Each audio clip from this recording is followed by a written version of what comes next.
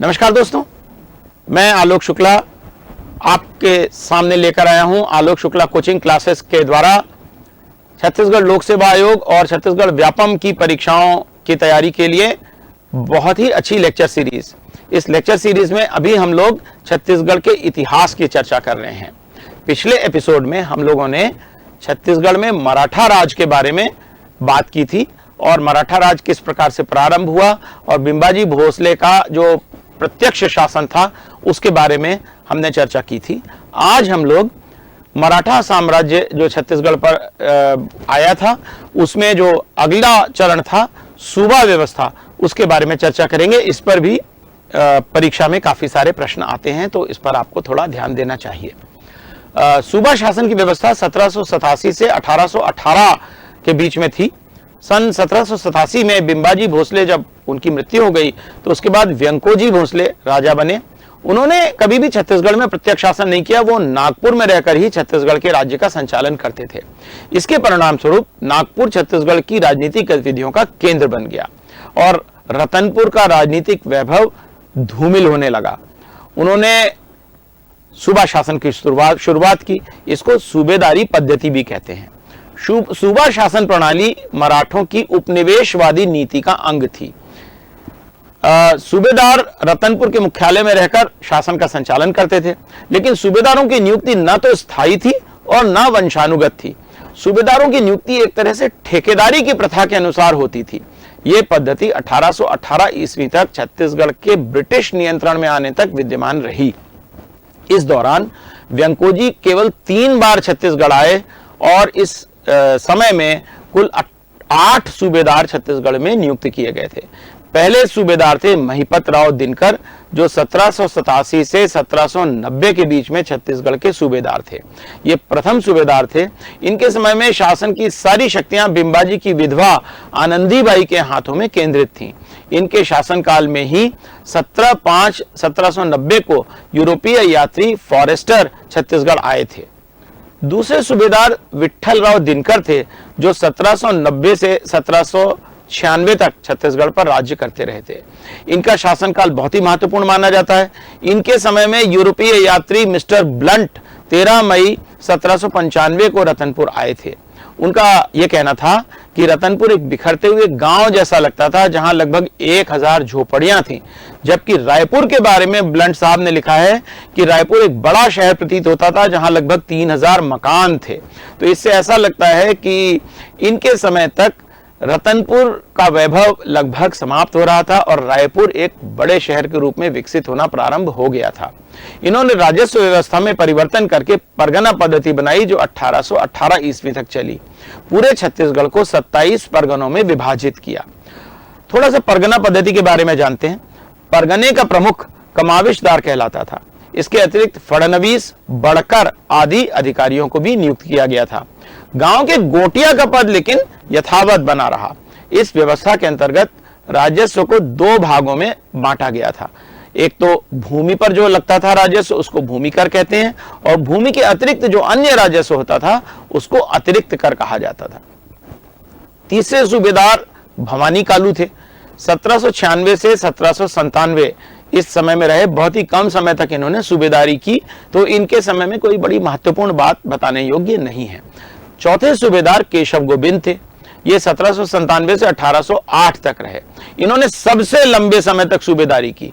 इनके समय में यूरोपीय यात्री कोलब्रुक छत्तीसगढ़ आए थे और उस समय छत्तीसगढ़ के आसपास पिंडारियों की गतिविधि प्रारंभ हो चुकी थी और सरगुजा और छोटा नागपुर के मध्य सीमा का विवाद भी हुआ था। व्यंकोजी, पिंडारी और दिरो कुल्ली, गलकर, इनके बारे में थोड़ा सा हमें जानना चाहिए। 1808 से 1809 के बीच में कुछ समय तक पिंडारियों ने भी छत्तीसगढ़ पर कब्जा जमा लिया था। पिंडारी मुख्य रूप से एक डकैती डालने वाले लोग थे, ठगी करते थे, लोगों को मारते थे, मर्डर करके कमाई करते थे। तो बहुत ही इनसे जनता परेशान रहती थी और अंग्रेजों ने पिंडारियों और ठगों को फिर उसके बाद समाप्त किया। कर्नल स्लीमैन को इसी काम पर लगाया गया था और उनकी कहानी फिर किसी दिन बात करेंगे। लेकिन पिंडारियों का समय बहुत ही विकराल और भयावह समय था पूरे भारत के लिए और छत्तीसगढ़ के लिए भी। 5वें सूबेदार बीकाजी गोपाल थे। इनके समय में पिंडारियों ने छत्तीसगढ़ में बहुत उपद्रव किया। इसके अतिरिक्त रघुजी भोसले द्वितीय की मृत्यु के बाद अंग्रेजों और मराठों के बीच में एक संधि हुई। इसी समय वेंकोजी भोसले की मृत्यु हुई और उनके स्थान पर अप्पा जी को छत्तीसगढ़ का वाइसरॉय बनाया गया। अप्पा जी लोभी और स्वार्थी थे। उन्होंने सूबेदारों से खूब धन की मांग करना शुरू कर दिया और जो सूबेदार धन नहीं दे पाते थे उनको वो हटा देते थे। तो इसलिए सूबेदार भी बजाय इसके कि वो राज्य का सुधार करे, राज्य की व्यवस्था अच्छी करे, उसके स्थान पे केवल धन कमाने में लग गए। तो ये जनता के लिए बहुत ही विकराल समय था। छठवें सूबेदार सखाराम हरी थे और ये केवल 3 महीने के लिए रहे।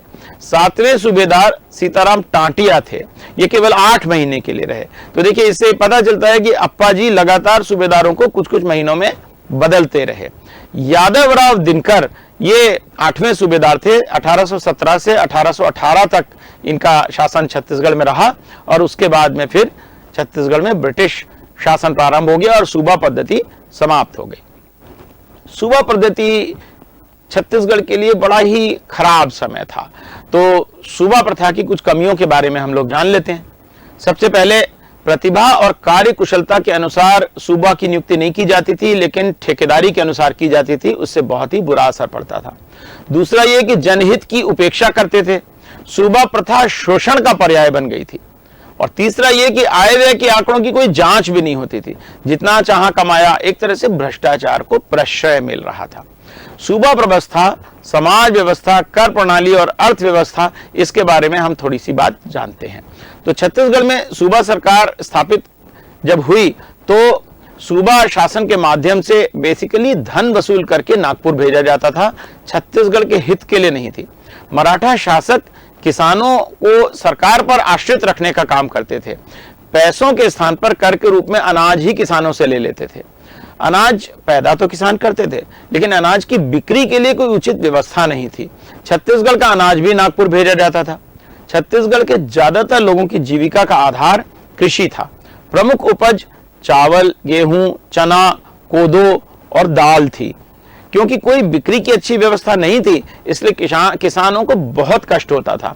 मजबूरी के कारण किसान अपने अनाज को एक जगह से दूसरी जगह लेकर जाते थे और जो नहीं ले जा पाते थे या स्थान का अभाव होता था तो वो बहुत ही कम दाम पर अपना अनाज बेचने के लिए मजबूर हो जाते थे।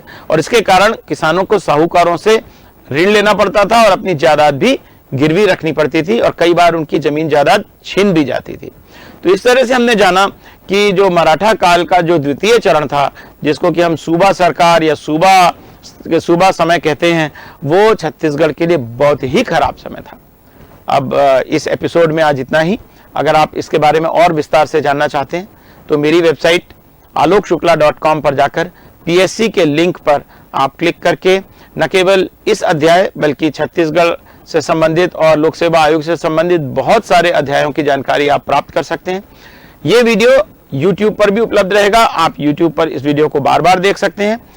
मुझे अपना फीडबैक देना मत भूलिएगा। आप अपना कमेंट भी कर सकते हैं वेबसाइट पर और YouTube पर, और मुझे मेरे व्हाट्सएप नंबर 7007277568 पर व्हाट्सएप मैसेज भेजकर भी अपना फीडबैक दे सकते हैं।